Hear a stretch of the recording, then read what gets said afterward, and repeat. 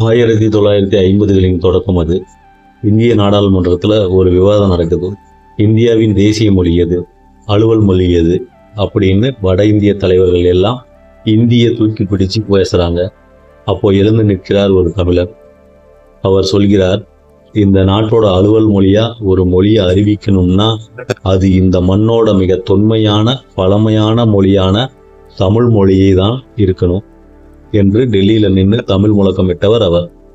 அது மட்டும் இல்லைங்க, 1962 இந்தியா சீனா போர் வந்தப்போ பிரதமர் நேருவுக்கு ஒரு கடிதம் எழுதுறாரு.